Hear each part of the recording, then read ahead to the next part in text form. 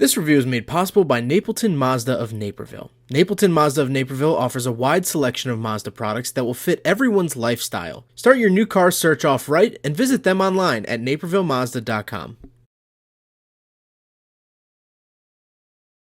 Alright, what's up guys? My name is Zach and today I am driving a 2005 Saab 9.5. Up front is a 2.3 liter turbocharged inline 4 and down below is a 5-speed automatic transmission.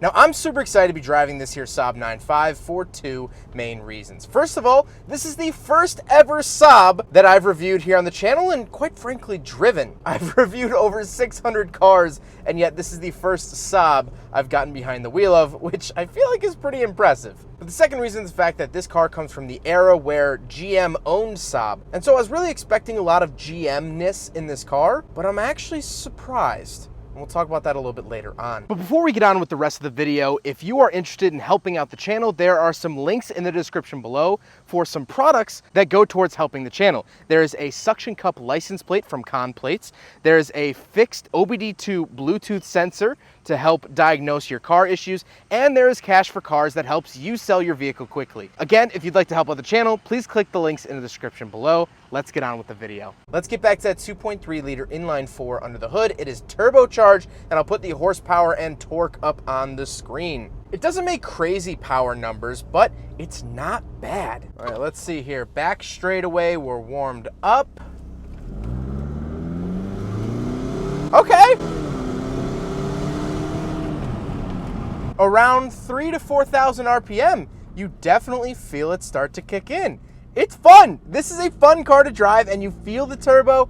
You can ring it out, you can have fun. And I think that's the most impressive thing. Is it going to be the fastest car in the world? No, but it's a lot of fun to drive. Like I said, paired to it is a 5-speed automatic transmission. I'm not really feeling anything weird here. It's doing its job. It's a little bit laggy, but it's an older transmission. What can I really say? I guess I'm not surprised. Last but not least, of course, the Saab 9.5 is front-wheel drive. So let's talk about the interior. This is where we get some weird, quirky Saab-ness. Well, in front of me, I have a couple of different gauges. On the left is my tachometer, in the center is my speedometer, and on the right, I have coolant temperature, boost, and my fuel. Now, a couple things to note overall. The tachometer is very weird. It has these like sort of lines with spacing in between them. Looks very different than any other tachometer. The speedometer goes up to 160 miles an hour, and it gets into smaller increments as it gets faster. Very, very interesting. Look at the gap between 10 and 20, and look at the gap between 160 and 150.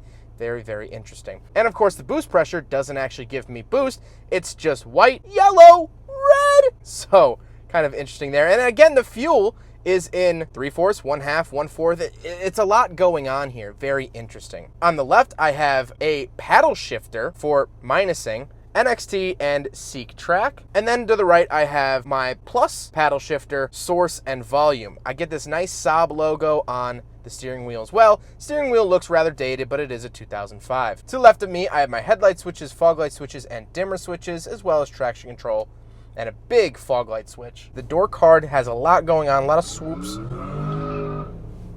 The door card has a lot going on, a lot of swoops, a lot of angles, things like that. And moving into the center, I get a giant vent that has this sort of joystick. It really messes with your head. It looks like the ending of Interstellar. These vents are very, very odd.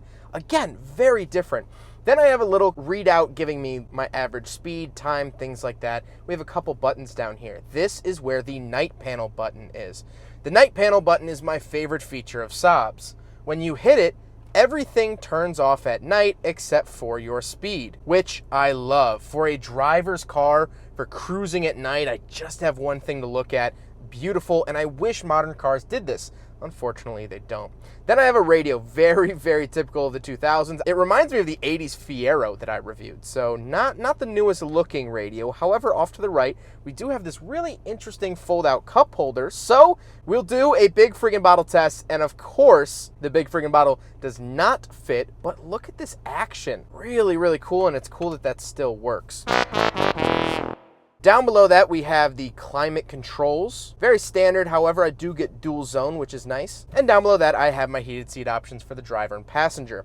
I have a 12-volt outlet and a cubby to round out the center console, and then we get down to the shifter. I have a lock and unlock switch to the left, and the shifter itself feels very plasticky. This is sort of GM-y. However, the sport button on the top, very, very weird. I can plus minus, very, very weird. It still retains that weird Saab-ness. Even more weird Saab-ness is the key. This is where you put in the key. I don't know of many other vehicles where you actually turn on the ignition down in the center console, but here it is in the Saab. Very, very interesting, very characteristic of Saabs. And then moving down, we have the window switches. Again, very weird to get used to, and another Saab quirk. And then we have the little center console. Now, the seats are decently comfortable. They're finished in this nice taut leather. I like it a lot. They are heated and they are power, which is very, very nice. And they do everything I really need them to do, especially in a not top trim car. This is sort of a mid-tier car. So I like that. I do have a sunroof up above me, which I'm pleasantly enjoying today, but we do have back seats, so let's go do a back seat review. All right, so we're in the back of the 2005 Saab 9.5,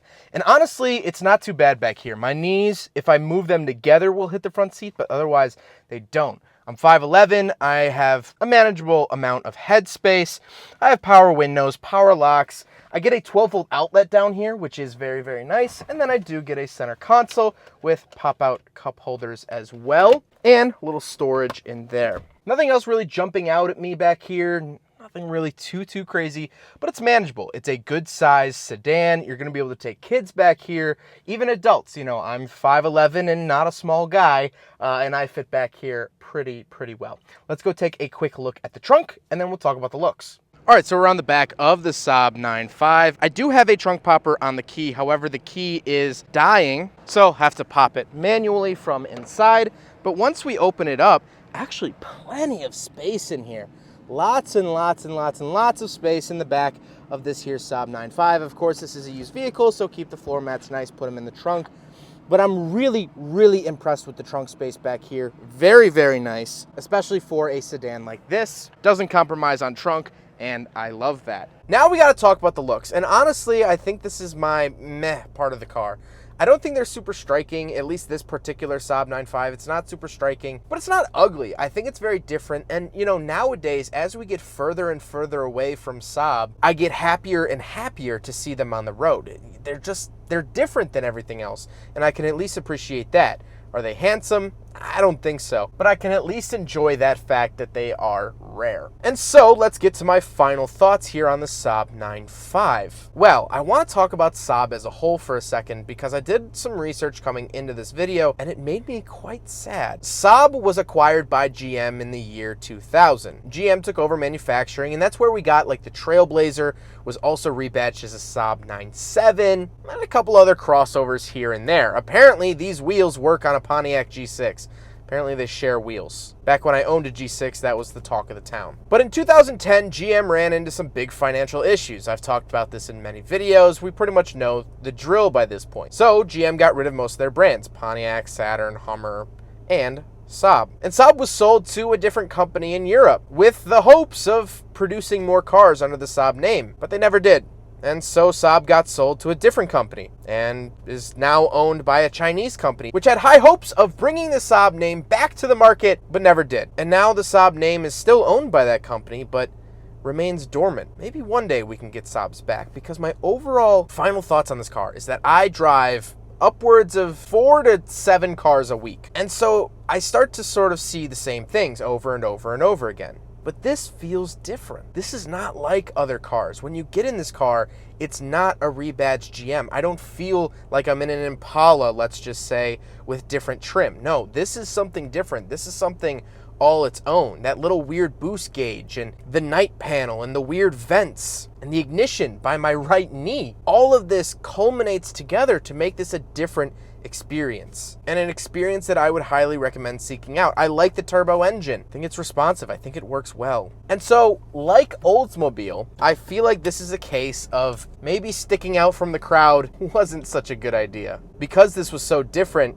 and not just a rebadged Malibu, Chevy killed it to save money. They sold it, and unfortunately, the new owners didn't care for it like GM did. And they don't care for it like the community does. If you own a Saab, I would love to hear your Saab story down in the comment section down below. Saab, S-A-A-B story, not S-O-B story. I don't want to be brought to tears reading my comment section. I want to hear your Saab story down in the comment section down below, because I know that there are still some dedicated individuals that love their Saabs and will keep this brand alive, if not in manufacturing, then at least in memory. Well, I hope you guys enjoyed the video. Huge thank you to Napleton Mazda of Naperville for letting me take out their used Saab. This thing is absolutely awesome. So glad to finally tuck Saab under my belt as manufacturers I've reviewed. Mazda of Naperville is absolutely awesome. I cannot praise them enough. I bought my own car. I spent my hard-earned money at their dealership, and I regret it 0%. They've been absolutely awesome. It's been a nearly flawless relationship, and I seriously can't recommend them enough. They have an awesome sales team, awesome service team. I mean, the service team is unbeatable in my opinion, and I seriously cannot recommend them enough. If you buy a vehicle from them, you are basically a part of the family, and that is something special you don't see from dealerships. But I hope you guys enjoyed the video. Don't forget to rate the video, comment on the video, and subscribe if you really liked it. Take care, guys.